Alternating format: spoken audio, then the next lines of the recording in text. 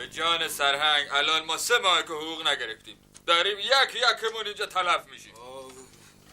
بله زیرمیزی بابا جناب سرهنگ، زیرمیزی که کفاف خرج و مخارج ژاندارمری را نمیدن، حالا مگه چقدر میدن زیرمیزی؟ حالا کی میشه؟ کی میدن؟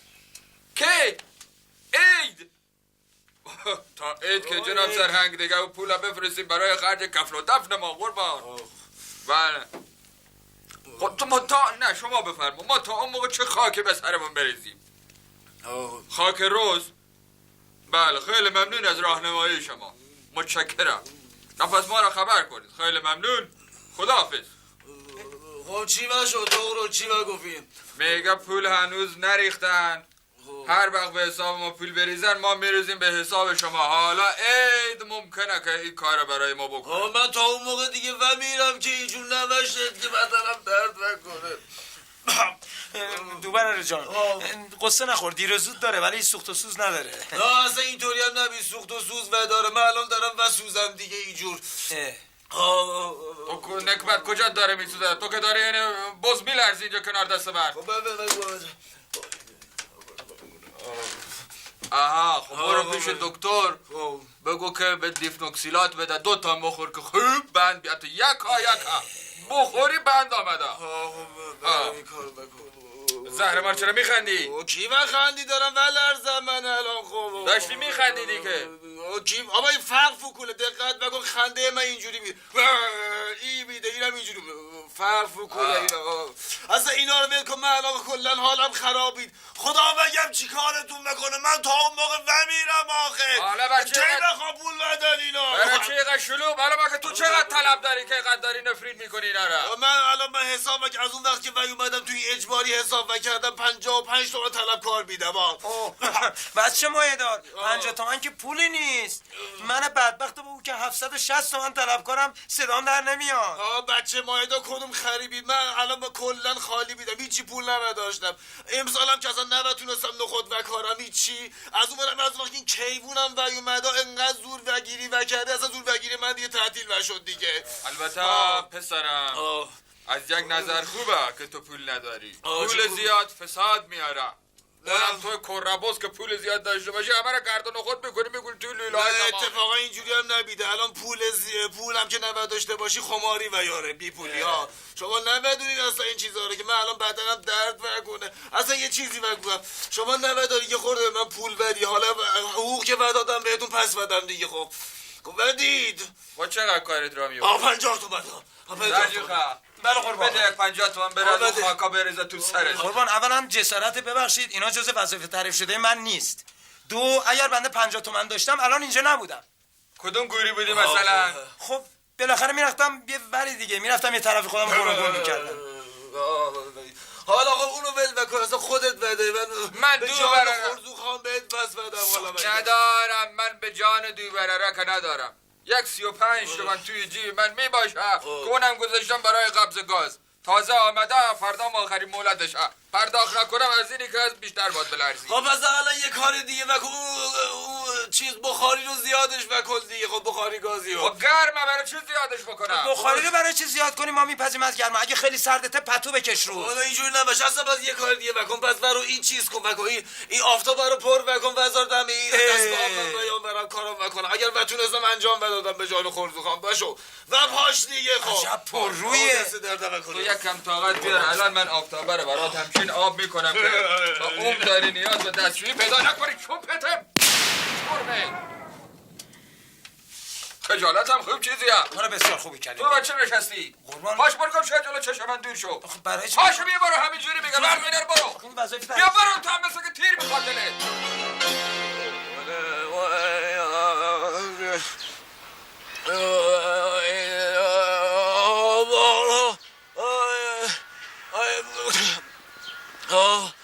سلام. بده کجا میری؟ من مردم از خماری. بده خب بده. پول نوادی جنس خبری نمیده. پول چه بدم سم اجازه چیز بید آخه. پول چیز بید یعنی که حالا نودارم بعدم بد بدم دیگه. نباشه تو همیشه همینو بگویی. خب نباشه اگه نوادی ما برم. نه نبرو بد بدم به جون همه شاخیم حالا پولتو بد بدم حالا سر ماه حسابم صاف بکنم آخه ما هم کار بکنیم ما هم من و بوام هم از همین راه خرجمون در بیاریم خب گاز شهری نبید که مفاشه بالاش پول نخورده خب ها گاز شهری ها خب اب نمیداره حسابت نزده بالا ها حالا خب من دفعه بعد پولتو بد بدم حالا اجازه بده دیگه من الان بدنم درد بکنه خواهش بکنم این چیز ها نگاه بکن این دستم به مغزم نورسه دیگه نبتونم ها بدنم سیم کشی نوی اومده دیگه بس بید دستم مغز بداری که دستت بهش برسه اما تو وقتی خمار باشی همینو بگویی نباشه خواهش بکنم دستم ول نکن اجازه بده من با تو ول نکنم خواهش بکنم آقا ول نکن قول بدم سر ما حقوق که گرفتم با حسابمو صاف بکنم خواهش بکنم کدوم حقوق بابا حقوق کجا بود دست 2000 تومن الان بدهکار میدی به من کدوم حقوق بخوای بدی آقا من بدم از عمه شاخی هستم بگیرم بهت بدم اصلا من الان باید جون و داشته باشم که برم ازش بگیرم یا نه ها آی نباشه من خیلی پای تو وایساده بیدم یادت ورفته که اون موقعی بواتو با مواد بگرفتم من گردم بگرفتم یادت ورفته چه گردم بگرفتی؟ گردم اون موقعی که قبل که گاز بیاد یادت ورفته بیدم آی گردم بگرفتی گردن خود مف بکشی فکر کردی من خر میدم حالا بعد دیگه اینم قربز خوش لوس نکنه کار باز حالا بعد پول شد اصلا من همین الان برم به این نه سردار و سالار بگویم که بواد مواد فروش میده نه تو رو خدا نبرم من همین یه دفعه رو بهت بدم ولی قول بده حساب تو صاف کنی حساب صاف بکنم بده بدنم درد نکنه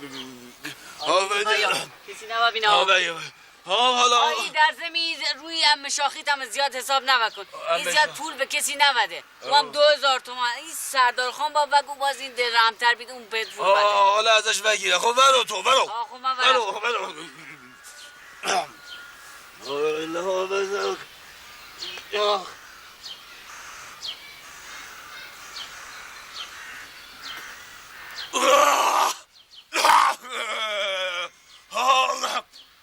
همچین پول ازش بگیرم که حالش جا بیاد حال نگاه بکن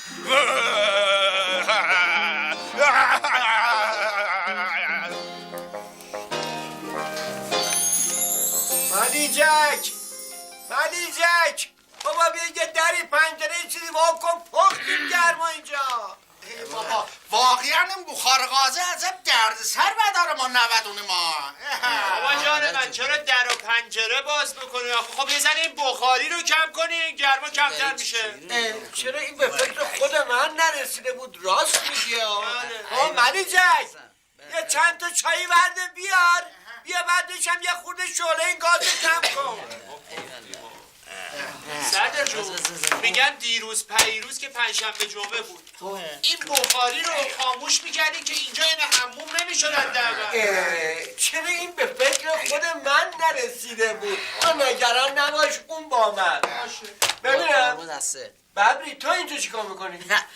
خب من اینجا جای سالار خان و شیرفرهاد اصلا سالار خان و شیرفرهاد کجا؟ آخه مگه نمیدونی مسابقات شمشیربازی زنا تو فسا خب داره برگزار میشه خب سحرناز اونجا شرکت کرده تو مسابقه ببینم سحرناز مسابقه داره شیرفرهاد و سالار برای چی رفتن؟ خب اونا باش رفتن دیگه رفتن که یه موقع سرداد کسی رو نبرد کشی خوبه دیگه بهانه دستشون افتاده 2-3 روز زناشون رو بپیچونن بابا کاش که این بهانه دست ما میافتاد یه هفته میتونستیم زنامون رو نبینیم آره جون تو ملیجک تلفن رو بردار الو سلام بخشداری برره ملیجک میدم بفرمایید الو گوشی ملیجک ببری الو بفرمایید اگه من خواستم بگو تو جلسه است اگه خانوم بود بگو تا آخر وقت نمیاد بابا عاشه بابا الو بفرمایید صحیح چقدر؟ باشه چشم شما آقای بعدا تلفن میزنی؟ خب باش قربون شما خداحافظ خداحافظ کی بود؟ یه آقایی بود گفت شاخ شمشاد خانم رو دزدیدن باید سردار خان پول بده تا آزادش کنه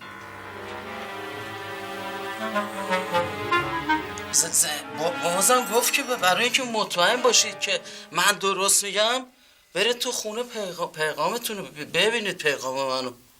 جون تو بابا بی خیال بابا، مردم آزار بوده، آدم رو با کجا اصلا براره آدم رو با نداره بابا، علکی بوده ببری جون. آخه تو که حالی دیگه ببرید خونه پیغاممو ببینید. نگفت چقدر بخواد. عجوب چه تو اصلا آدم هستی، مادرت ود آزدن اون وقت تو مال پولش بده. خب نه وخواستم مزینه قیمت دستم ویاد.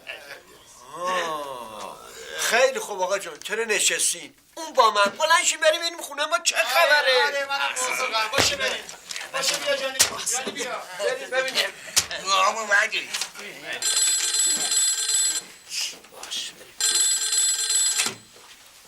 الو شما؟ اها ببخشید رفتن چه پیغام شما رو ببینن. اها ای روبا آینده، ای آدم روبا، ای آهن روبا. ویا تو رو اینو وزده بودن این در ورودی خونه ما. این توضیح بدم، این آدمیه که سر نداشته بید، یعنی کلش این طرفه وی افتاده.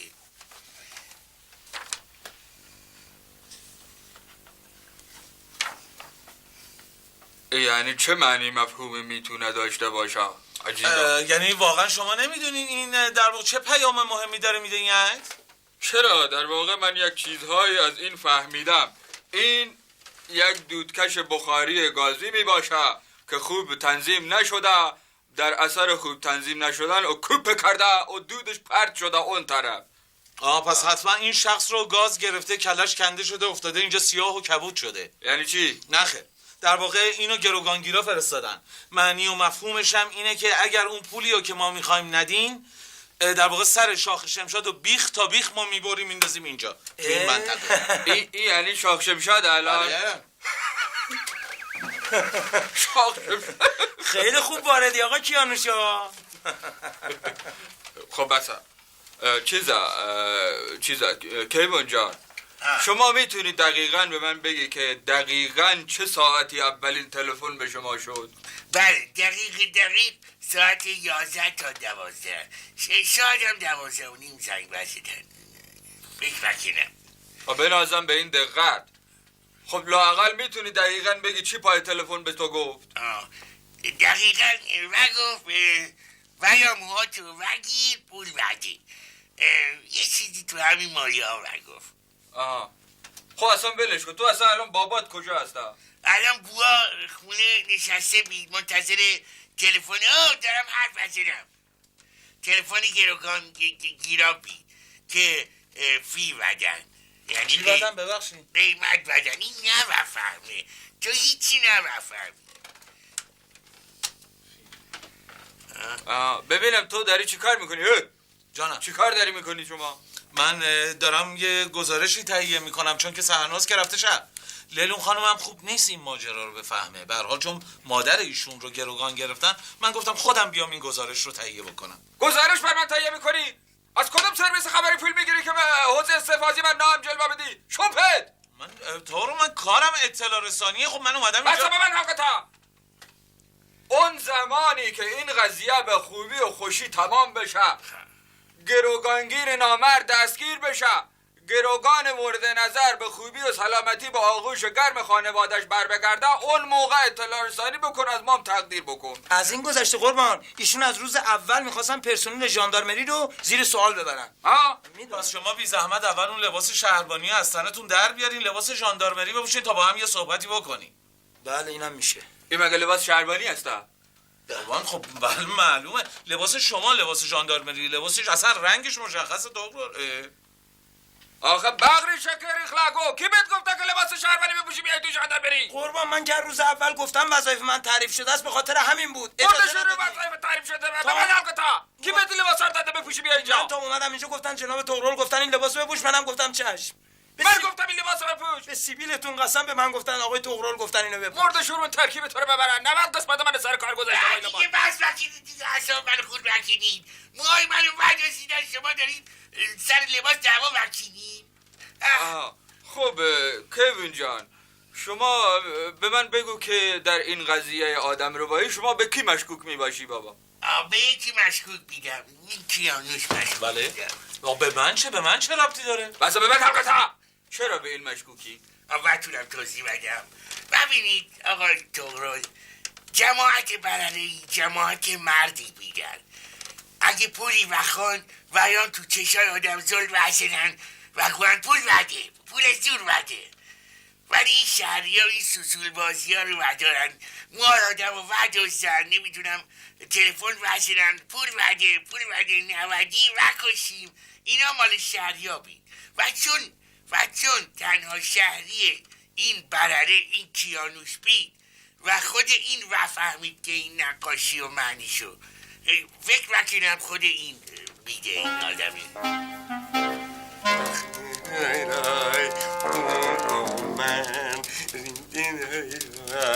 اون با من اون با من.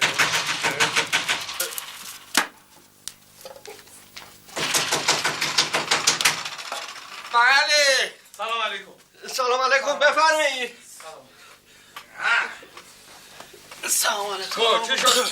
سردار زنگ زد. دلم نصف سیر و سرکه تو خونجان داره میجوش. عجب آدمای نامردی پیدا میشن. واقعا چرا با این پیرمرد این کارو کردن؟ نگران هست سردار خان، الان اینو وصل میکنه به تلفنت، شمارش میفته روی جون تو. خب این که چی؟ به چه درد میخوره؟ خب این وقتی شمارش بیفته بعدش ما آدرس اون طرف رو پیدا میکنیم. بعدی هم که پیدا کردیم با یک عملیات گازنبوری محلش محاصره میکنیم، گروگانها رو آزاد میکنیم. اصلا این کارو نکن. البته یعنی نمیخوام به کسی صدمه بخوره، والا خودش خسته میشه ولش میکنه میره. بعدی که حالا به هر حال. خب کیبون شما اون طرف که زنگ زد گوشی رو بر میذاری اول طرف خوب صحبتاشو بکنه، شرایطش هم بگم، عصبانیش نمیکنی، نمیترسونیش از چیزی، خوب معطل میکنی که او شمارش هم پیدا بکنه. شمارش که پیدا کرد علامت میدیم تو دیگه قطع کن. فهمیدی؟ فهمیدم. عمرن اگر فهمیده باشه، به جان خودم اگر فهمیده باشه. شما بذاری این زنگ زد من صحبت کنم با هم. نگاه وکیلی این وقت بیایم هم دستش لاپورت بدی. لاپورت بدم؟ برو بابا، من میخوام اینا کمک کنم اصلا به من چه؟ موها جونم چه بلایی سر موهای من فای بردن.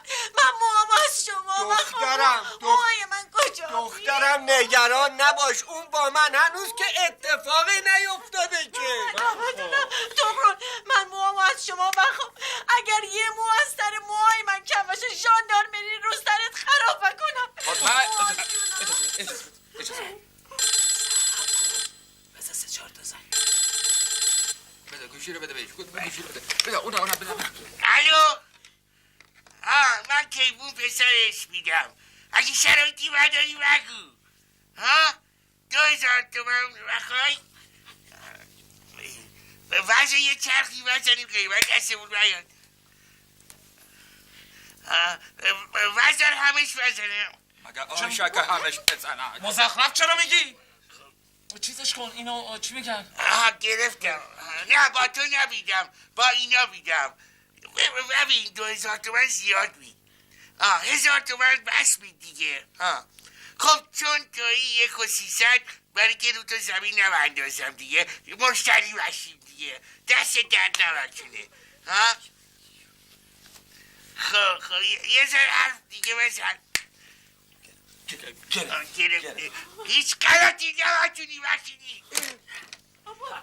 کیبون این حرکت بود تو بکنی بابا موامونو وکشن نابود بشم. این کیبون اصلا نگران نباش.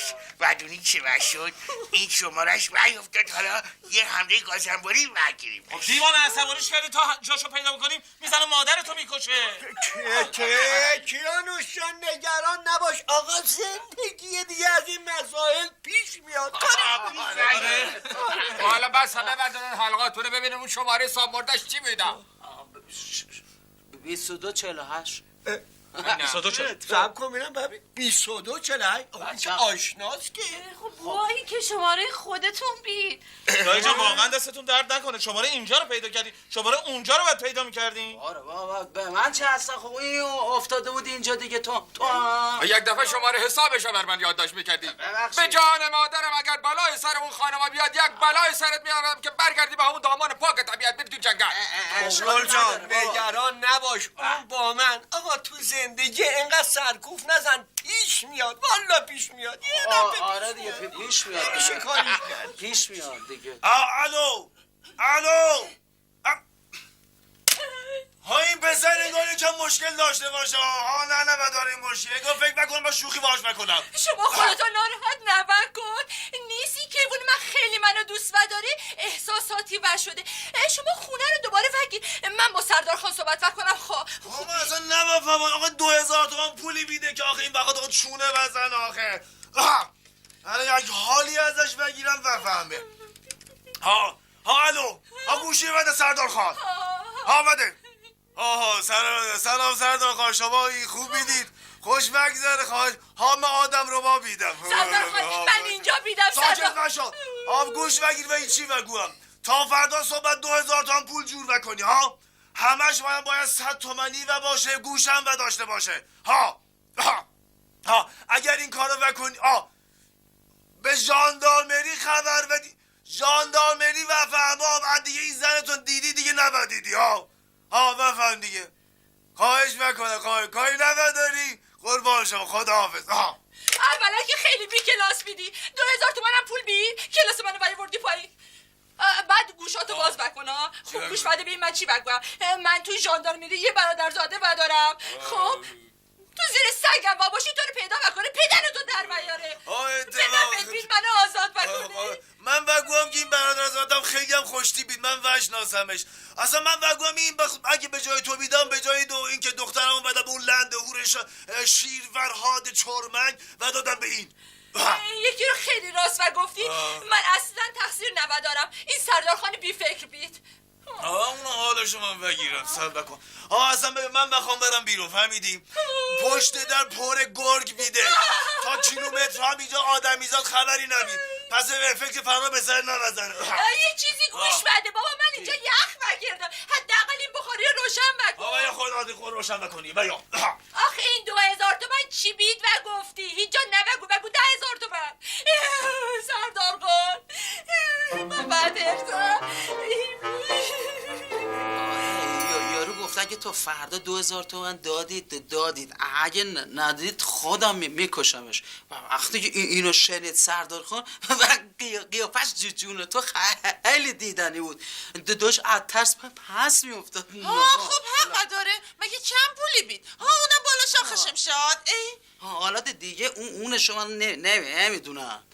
بعدم یاور تغلر گفتش کسی حق نداره این پولو بهش بده. اگه شده خودم خونه به خونه بگردم یارو رو پیدا میکنم. و ولی جون تو قیافه لیلونم دیدن داشت. گفت من اینا رو نمیدونم. اگه یه موثر مامان من کم بشه من همه تون رو میکشم. حالا چه عزیز شده این شاخ شمشاد. من که بگوام اینا همش نقشه خودش بید. و خود معروف بشه، مورد توجه واقع بشه. وگرنه اگر هر ننه قمری رو تو براره ودزدن، خب واسه آزادیش 2000 تومن ودن بهش دیگه. حالا چرا شاخ شمشاد؟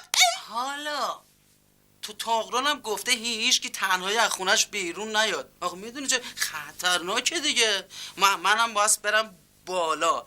آخه میدونی اون بخش عملیاتی مخابرات یعنی نجاتش زیر نظر منه.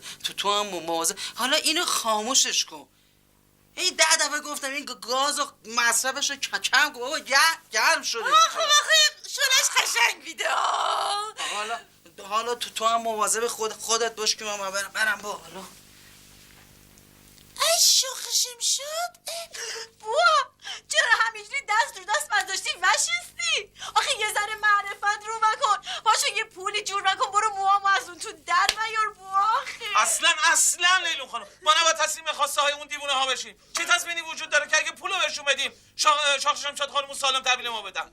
اصلا نباید بهشون باج بدیم. آقا قربون آدم چیسمم. ببین من اصلا همه حرفای تو رو تایید میکنم. ببین اگه الان همتون باشین برین خونه هاتون، من خودم اونو یه جوری حلش میکنم اون با من. کیوان جان، آیا صدای اون طرف مقابل برای شما آشنا نبود؟ صداش خیلی شبیه این کیانوش بود. آخه چه مزخرف میگی؟ من که اینجا نشسته بودم که. چرا چرت و پرت میگی؟ ها سلام. سلام. خوب بیدی؟ و سلام و زهر مار. تو کدوم گورستونی میباشی؟ فکر نمیکنی که در ژاندارمری به وجود منحوس تو ممکنه نیاز باشه؟ من از وقتی که وشیدم این آدم رو با بدبخت بیچاره این آدم چلمنگا رو و دزدیده رفتا دنبالش شاید پیداشو بکنم. حالا خب چه خبر؟ چی وشد خبر؟ یه لحظه ببین، یک نکته این وسط بسیار بسیار مشکوکه. چرا این آدم رو فقط 2000 تومان میخواد؟ یعنی انقدر ابلهه که برای 2000 تومان خودش رو انداخته تو دردسر؟ نه اولا آقا کیانوش چرا توهین نکنی؟ درست صبح حرف بزن. و دوما که خب حتما یکی وقتی به اندازه نیازش پول احتیاج بده آدم ابلهی بیده. سومش آدم جنتلمنگی بید. مثلا بنده و حلقتونم، چه 2000 تومن چه 2 میلیون تومن فرقی نمیکنه. مهم اینه که ما نباید تسلیم خواسته های شوم اونها بشیم. یعنی تو حوزه استحفاظی من نباید آدم ربایی موفق انجام بشه. آقای تقلون، شما هم که فقط نگران حوزه استحفاظی خودتون بینید، پس تکلیف موامه که اون توپ میدن چی بشه؟ کی جواب بده؟ آقا راست بگو، اگه عمه خودت هم این کارو کردی خب حتما پول لازم نداره دیگه. ابله نگاه کن، ابله نگاه کن، تو ناسلامتی مامور ژاندارمری میباشی چرمت. شاید پول لازم و داره، گناه و داره، بدبختش. خب یه پولی کمک بکنید بره پیکارش. گوش کن من با تقلل موافقم. اصلا نباید به اینها پول زور داد. باج به اینا نمیدیم. بله. واقعا که دلم بخواست فقط سالار خان الان اینجا بید، هم به اونا 2 سود پول جور را کرد و داد، همین که اصلا به پلیس خبر نداد. اون عاشق شادونه بید، اون لارج بید. از بس که این سالار خان ترسوب بید. من وقوام اصلا بهش پول نبردیم. چه پول نبدید؟ خب میگم لیلون خانم، شما مطمئنی که این سالار خان پول میده؟ بله، من وشناسمش، عروسش میدم. مثل اینا بی عاطفه نبید سالار خان. خب اجازه بدین من یه فکر اساسی کردم، یک نقشه طراحی کردم. بله اجازه بدین من بهتون میگم. خب اجازه من برم. کدو گور میری؟ سرتای گوش سالم اندازه پایین میری بدون اجازه. هر وضع خب من برم یه سر نخی چیزی پیدا بکنم شاید به درد بخوره. خب چه عجب به فکر انجام وظیفه افتادی. برو ولی کس بوی نبره. حتما. بفرما. ما این پولی رو که در واقع آدم ربا یا آدم ربایان خواستن جور میکنیم، با اینا یه جایی قرار میذاریم. این پول رو که در یک کیف قرار دادیم به اینا میدیم. اینا وقتی که ما رو ترک کردن رفتن به مخفیگاهشون، ما یه نفر میفرستیم اینا رو تعقیب کنه. خب بعد که شاخ شمشاد رو آزاد کردن به مخفیگاهشون حمله میکنیم.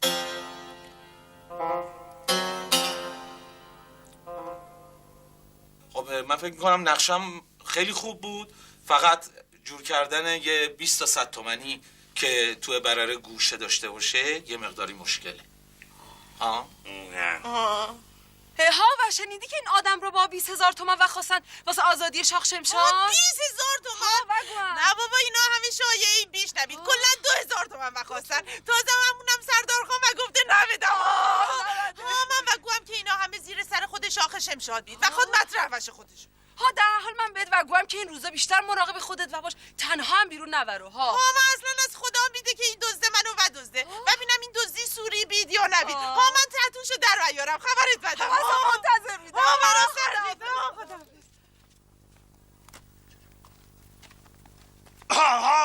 ها تکون نبخور. سلام شما دوست میدید؟ ما آدم رو میدم. شما خوب میدی، خوش بگذره. شما خورد میدید؟ نه خورد دوستای قدیمی من میده. اصلا تکون نبخور وگرنه با این شلیک و تو مغزت. شما همونی میدی که شاخ شمشاد رو بدزدیدی؟ من همون میدم. اگرم تو هم جود و دوست وداری باید هرچی من گفتم انجام بدی. خب الان شاخ شمشاد واقعا پیش شما بید؟ تو اصلا چیکار وداری به شاخ شمشاد؟ اصلا من هرچی و گفتم تو باید انجام بدی وگرنه با این شلیک و تو مغزت. باشه به 2 شرط. خب چه شرطی؟ اون جایی که منو ببری پیش شاخ شمشاد باید گاز و داشته باشه، گرم باشه. این قبول. یه شرط مهمتر ای بید که رقمی که درخواست کنی از سالار خان برای آزادی من باید بیشتر از شاخ شمشاد باشه. ها خب قبول میده قبول باشه خب پس راهیو بریم دیگه کجا بریم ها من کجا بریم نگاه من اینجا میده ها برو ها بایستا اینجا حالا این دستتو ور بدار حالا برو اونجا بشین برو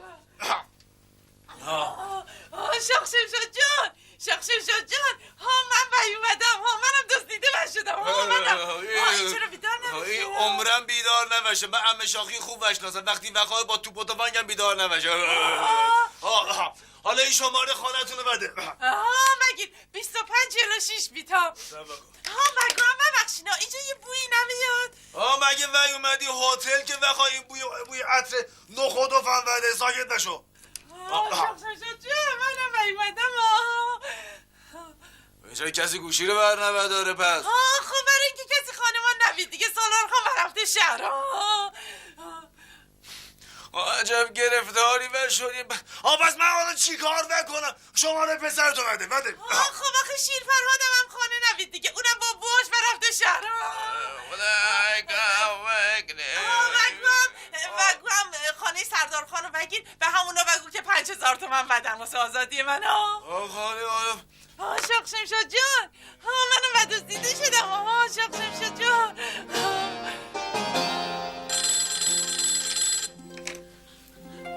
الو آقا شمایی؟ بله من خوبی؟ آقا گوش بکنی خواهش بکنم آقا هر چقدر پول بخوای من بهتون بدم فقط خواهش بکنم موهای منو آزاد بکنی خواهش بکنم با کی کار داری؟ بله با دایی ببری بله گوشی دایی با شما کار داری گوشی بگی باش بله چی من؟ تا نامردن اونو تگه میتونی به من بدوز نامردن زورتون به زن میرسه الو کنو دایی چی گفت؟ میگه شادونه رو دزدیدن تا فردا 5000 تومن پول میخواد بهش بدم نامرد وای خاک و جوکمون وش رو شادونه دیانوش به این رفقات بگو اینقدر قیمت این بالا نبرن رفیقای من نیستن آقا به من چه؟ این چرا به من گیر زده یک چیزی بهش میگم بس من بعد حلقتونم هرچی بکشم از یک روز خوشبای توی برنه نداریم هر روز یک مشکل پیش میاد هر روز یک بامبوله که همه شما رو بیای بدوزه خیال من راحت بشه دل من خنک بشه وای خواهی بج حالا من جواب شیر فرهادم و چی بدم ای بابا تو هم لیلو خانوم بابا تو رو خدا زبون نگیر دیگه جواب شیر فرهاده که من باید بدم که آبجو و تنها گشتم حالا شما همه نشستید اینجا دست گشتید رو دستم اما یه کاری بکنی یه فکری بکنی بسا دیگه بسا سری دوزی رو انداختی نامد هر 2 ساعت یکی رو بدوزده بابچا که اگر این خبر به مرکز برسه که 2 نفر انسان را در یک روز دزدیدن رو وایولدن دیندن خب بیچاره میکنن خب من خالد بده بابا 6,000 تومن جور کنی بده آزاد کنی 2 تا پیرزن ختم قائله بشه بره پیکار بود تقرل جان سب کن ببین اینا با این کارشون ثابت کردن قابل اطمینان نیستن الانم من ببین باجماج بهم بهشون ندیا الانم همتون بلند شین بریم خونه هاتون استراحت کنید بذاریم ما به زندگیمون برسیم تا فردا ببینیم چیکار کنیم بخوای چیکار بکیدی همه رو داری بپیچونی هیچی عزیز من چیکار میخوام بکنم گفتم فردا با فکر باز بشینیم دور هم دیگه تصمیم بگیریم که چیکار کنیم چه راه حلی پیدا کنیم همین خب شوهر نمینه اینجا الان ستاد بحران میباشه ما بر چی اینجا رو خالی کنیم برش تقرل جان خب این ستاد بحران ببر تو ژاندارمری اگرم این آقا این بابا زنگ زد میگم آقا شماره ژاندارمری اینه اونم با من دیگه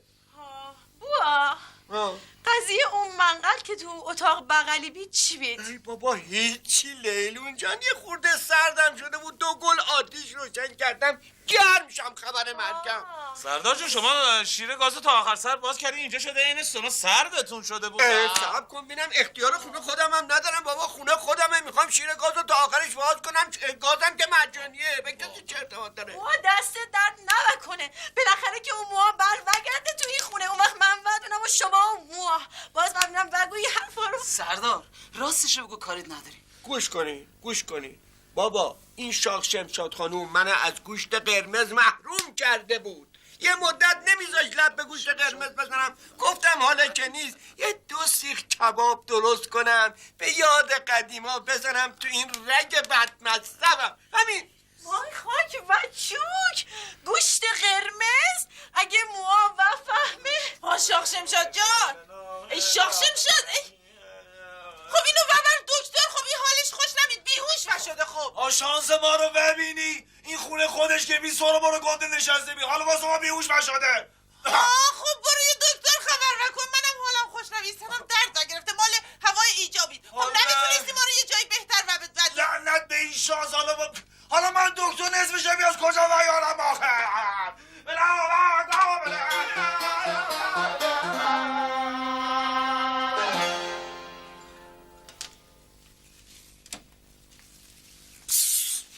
تکون و خوری شلیک بکنم.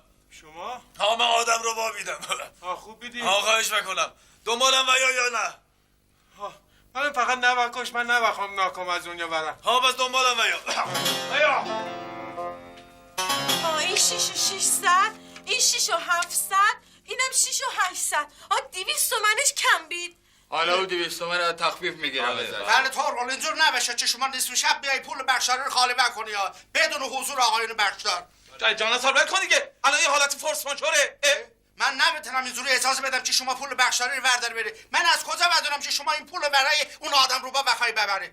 دیگه شورشو داری در میاری. کتا پرت شمپه زیاد حرف بزنی با هم یکی بزنم تو پرتت که پرتت کوپه بکنم. آقا جان شروع نکن، جان درست میگه. اینجا بخشداریه تا قرون آخرش حساب کتاب داره. شما لطف کنین به اون آقایون آدم رو بگین بیان پیش بنده، پول از من تحویل بگیرن، بنده بهشون رسید میدم، تا قرون آخرش هم اینجا حساب کتاب میکنم و صورت جلسه میکنم. اینجور سالار جون و سردار جونم که نباشم ما خیالمون راحت تره. بله. حالا این سوس کم بر من آدم شده. شیطونی میگه که بزن تو مخش. خواهش میکنم بابا شلوغش نکنین.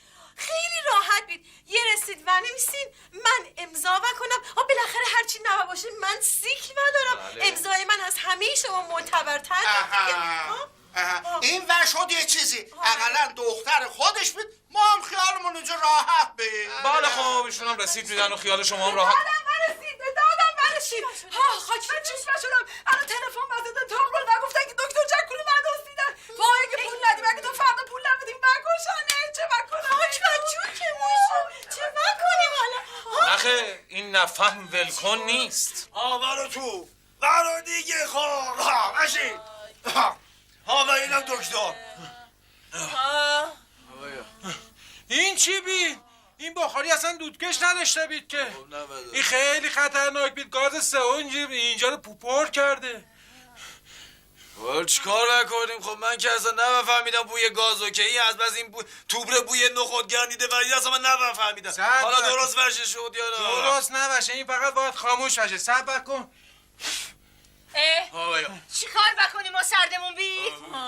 خب من اینو نبدید خاموشش کرد که شما راحت باشی بیهوش نشی. خب ما این حرف عالیم نبید، باید یه فکری بکنی. اسیر که نبیدیم، ناسلامتی گروگان ما رو برگرفتی. راست بگو. من خیلی هم گشنم بیده. برو یه چیزی جور بکن و خوریم. راست بگو. الان من از کجا بیارم؟ چی بخوری؟ خب چی بخوری واسط بیارم؟ خب الان کله پاچه فقط. کله پاچه من کله پاچه دوست ندارم. یه چیز دیگه دوست ندارم. خب من چی کار نکنم؟ این لعنت به من اگر بخوام من یه بار گردون خود نکشم. پسر جون من اصلا نبدونم که تو کی بیدی و واسه چی ما ستا رو دزدیده بیدی. این بدبخت که اصلا شوهرش شهر بید، اینم که اصلا این شوهرش عمرن بابتش پول بده. منم که در بساط نودارم که نوم زدم بلقیس خانوم بابتش به تو پول بده. تو مگه طبیب نبیدی؟ مگه پول نداری تو؟ ای آقا اون مال دکترای متخصص بید. ما دکترای عمومی که در بساط نوداریم ول معطریم. تو برو یکی رو بدوز که خودش پول داشته باشه. خب کی مثلا؟ کیوون سلام. خوب بیدی؟ چی بیدی؟ من باید کار ندارم من. ویا پول توش بید. پول بخوای؟ پول ویا بهت پول بدم. ویا بیمر خب ما خوب بیدی سلامت بیدی دلمون تنگ برات شده بود. الهی قربونت بره، اینقدر دلم برات تنگ شده که نبگو. وگو هم این با چند لفتش وده 2000 تومن پولی بید، پول این جوون مردم وده سرگردونش نوکنه. خواست این بوها خسیس بید. من هی بهش بگفتم موها ارزشش بیشتر از این بید، گوش نبر کرد که هی گفت این نه این پول ودم این دوزا پرو بشنی آدم رو باه. تازه شما که نبیدی و خواست گوشت قرمز بخوره. ای خاک و چوب گوشت قرمز بخوره. خودم بر وگردم پوست از سرش وکنم، خودم کبابش وکنم. بابا این غذای ما چی شد؟ مگه داری پیوسته نکن درست نکنی؟ گل بزنن هی آخر گوشتگی آقایا ها دو چوبسکو مال کی بید؟ مال من بید. تخت حلقوم مال من میداده. تخت حلقومش رژیمی منو برداشتم به من بده. خود رژیمی شما دست شما در نکنه که خیلی چربی. ببخشید من معذرت میخوام. چربی شما چی؟ اینا من یا پولتون. و یه نوشابه مشکی بر من وگیر این اکیلو من پایین نبره. ماسه سالت که نبری آوردی. یه زردم واسه من بگیر. برای من دایت بخر. من آب مدنی بخوام پاشو. حالا ببین این همه شما درخواست بداری بابت شما پول بدن دیگه ها. اگر پول برسه خودم باید بگیرم. بله عزیز من. بله ای مرد گنده که گریه نمیکنه که بسیار خوب باشه. من نمیفهمم با گریه حرف میزنی من نمیفهمم. بله باشه بسیار خوب. چی شد آقا کیانوش؟ اتفاق بعدی افتاده؟ نه اتفاق بدی نیفتاده. میگه اینا منو دیوونم کردن تا نیم ساعت دیگه اگه پولو نیاری هم خودمو میکشم هم اینا رو. یه لحظه اجازه بدی. یه بار دیگه باز گریه میکنه. یه دقیقه باز. آره بگو ببین حساب ما چقدر شد. از اول با هم حساب میکنیم. بله شاخ شمشاد بله 2000 اونو میدونستیم. بله شادونه 2.5 دکتر 700 تومن کیوون 7000 تومن. چه خبره؟ کیوون 7000 تومن برای چی؟ گریه نکن گوشی درست حساب کرده. کیوون عزیز دردونه از همه محبوب تره فکر کرده بابتش بیشتر پول میدی. بسیار خوب باشه تو همون کیف شاپور بدیم بیاره. بسیار خوب باشه همون سر قرارمون. شما گریه نکن من درست میکنم کارو.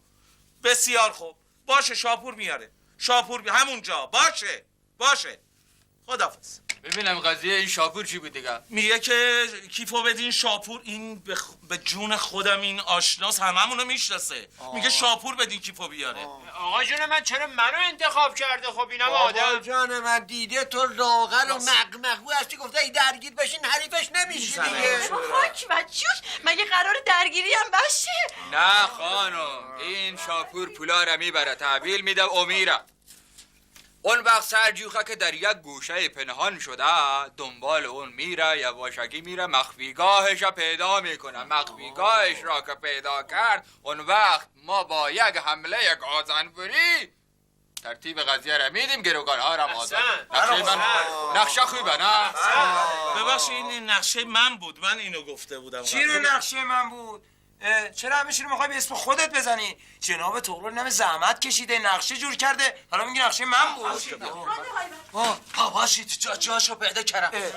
مخفیگاه یارو رو پیداش کردم. آره آدم حرف بزنم چی میگه مخفیگاه کیه پیدا کردی؟ باشید داشتم تو کوچه را میرفتم که دیدم کالای دکتر افتاده یه جایی یعنی دم یه دری فکر کنم امور سردار خان بود. بعد رفتم جلو گوشمو گذاشتم رو در دیدم که یه نفر داره گریه میکنه. فکر کنم خود نامرد آدم رو واهه بود. بعدش که یه خورده گذاشت دیدم یکی هم داره میخنده. صدای خنده آبجیمو شناخته خودشه دیگه نباید پاشی پاشی آره دیو برای ببین کجاست خزینه ها نمیاره.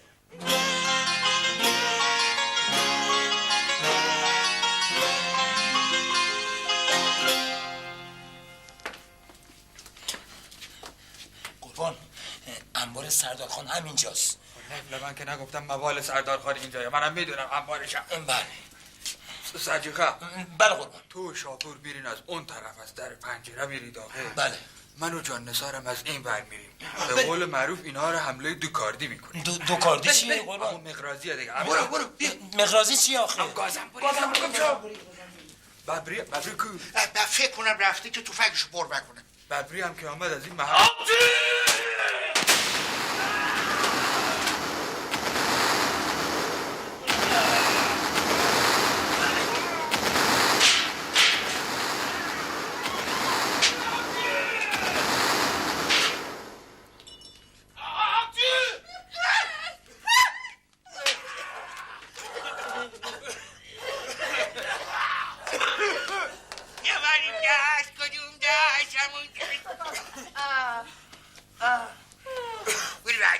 ببینم شما حال شما خوبه؟ پدر شما در نکنه ما خوبیم. الان ما که بخوردیم که شاپور اینا رو ببر به خانواده هاشون برسون.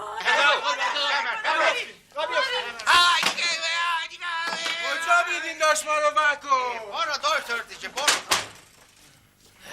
پس آدم روباه کو؟ وای نه اومد بیرون فکر کنم فرار کرد. یعنی نکشتیش؟ نه جون تو. بابا تو اینقدر دوددم رای کردی که اصلا چشش نبینه چه برسه آدم ریبا. آره بابا. خب قربان ما با عزتون میریم این خبر خوشحالی رو به خانواده هاشون بریم. برید همه برید. با اجازه. بریم. تو هم برو که محافظت کنی. ها سلام تقرانه. سلام و زهره کدو گوری بودی تا حالا؟ ببخشید دیگه جایی و بیدم دیگه. خود تو الان از او برآمدی کسی را ندیدی که فرار کنم؟ کی مثلا اون وقت؟ یه مرد خیکی. خود آدم رو واره میگم دیگه. خب نه نودیدم هیچ کس اونجا نودیدم. خب گوش کن ببین چی میگم. از این محل اتفاق که جرم اتفاق افتاده از این صحنه نه کس وارد بشه نه کس خارج بشه که من بعدم بیام اینجا انگوش نگاری بکنم. طرف خودی بوده 100% خودی بوده. من اثر انگوشش اینجا افتاده. من انگوش نگاری بکنم طرف پیدا بکنم. بابا چشم انگوش نگاری و خود بکنه. من غلط بکنم و خواهم یه بار دیگه گرد نخود بکشم. من غلط بکنم و خواهم یه بار دیگه گرد نخود بکشم. غلط بکنم و خواهم گرد نخود بکشم.